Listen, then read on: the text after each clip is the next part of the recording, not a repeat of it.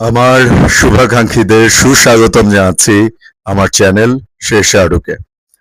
So কথা যেটা সেটা হচ্ছে দেব কিছুদিন আগেই খাদান মুভিটা নিয়ে এসেছিল ইদিকা পালের সাথে। সো মুভিটা আমি দেখেছিলাম অ্যান্ড মুভিটা আমার কাছে খুবই ভালো লেগেছিল। অ্যাকশন ওয়াইজ, স্টোরি ওয়াইজ, সত্যি কথা যেটা, গানগুলোও সুন্দর ছিল। সেই দেব আবারও ফিরছে রঘু ডাকাত এই মুভিটা নিয়ে, এবং এই মুভিটা তো তার সঙ্গে আছেন ইথিকা পাল। সো এই মুভিটার প্রি টিজ রিলিজ হয়েছে। এই মুভিটার প্রি টিজটার উপরে রিয়াকশন দিব, দেখবো কেমন হয়েছে। এবং আপনার সবাই আমার চ্যানেলটা অবশ্যই সাবস্ক্রাইব করবেন, আমার ভিডিওগুলোতে লাইক করবেন, কমেন্ট করবেন। অসংখ্য ধন্যবাদ আপনাদের সাপোর্টের জন্য। চলেন দেখি প্রি টিজটা কেমন হয়েছে। সে অনেক যুগ আগের কথা। ইংরেজগুলা ভেবেছিল বাঙালি মরে গেছে, আগুন নিভে গেছে, প্রতিবাদ হয়ে গেছে ইতিহাস।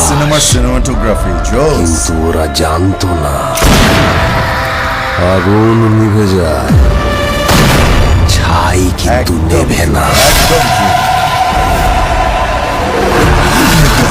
ইতিহাস লিখে শিকারী, বাঘ লিখে না। যদি লিখতো তাহলে ইতিহাসটা কেমন হতো বল দেখি। হ্যাঁ,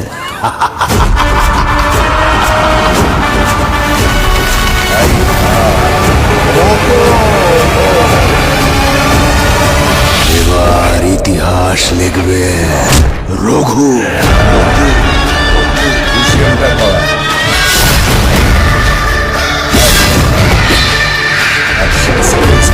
হবে না,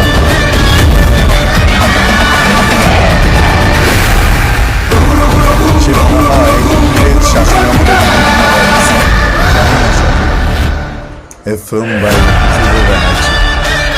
যাই হোক, এটা একবারে পূজা স্টার্টে আমি যতদিন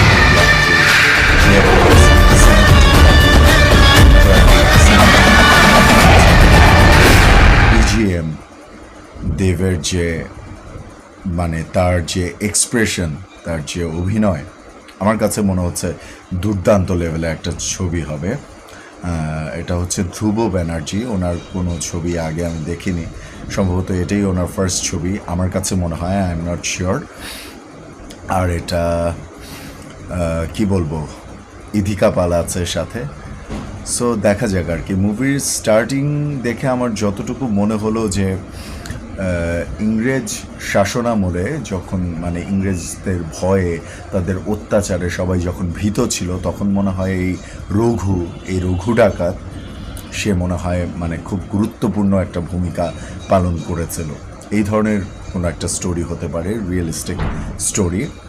সো আমি প্রথমে যখন নামটা শুনেছিলাম তখন আমি মনে করেছিলাম যে ডাকাত মনে হয় নেগেটিভভাবেই শো করবে, কিন্তু পরে দেখলাম যে না, এই ধরনের কনটেক্সটে বানানো ছবিটা।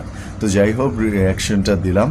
আপনাদের কাছে কেমন লেগেছে রঘু ডাকাতের এই প্রিটিসটা আমাকে কমেন্টে জানাতে ভুলবেন না। প্লিজ আমার ভিডিওসগুলো লাইক করবেন, কমেন্ট করবেন, কারণ গতকালকে আমি সাইয়ারার একটা গানের উপর রিয়াকশন দিয়েছিলাম এবং আপনাদের রেসপন্স এত ভালো এসছে, আপনারা এত ভালো সাপোর্ট করলেন আমাকে। প্রায় 1000-এর কাছাকাছি ভিউজ হয়ে গেছে কয়েক ঘন্টার মধ্যে। সো আমার কাছে একটা অনুরোধ থাকবে যে আপনারা সবাই যারা আমার ভিডিওসগুলো দেখছেন, তারা যদি একটা করে লাইক করে যান এবং একটা করে কমেন্ট করে যান, তাহলে কিন্তু আমি আরও ইন্সপায়ার্ড হব। কারণ আমি টিকটক করি না, এইসব ফালতু অ্যাপ জিনিস আমি পছন্দ করি না, আমি কোনো অশ্লীল টাইপের ভিডিও করি না, হ্যাঁ, নাখাস্তা টাইপের ভিডিও করি না। সো সবাই যদি আমাকে একটু সাপোর্ট করেন তাহলে আমি সুন্দরভাবে এগিয়ে যেতে পারবো ইনশাআল্লাহ। সো সবাই দোয়া করবেন। Thank you so much. দেখা হবে নেক্সট ভিডিওতে।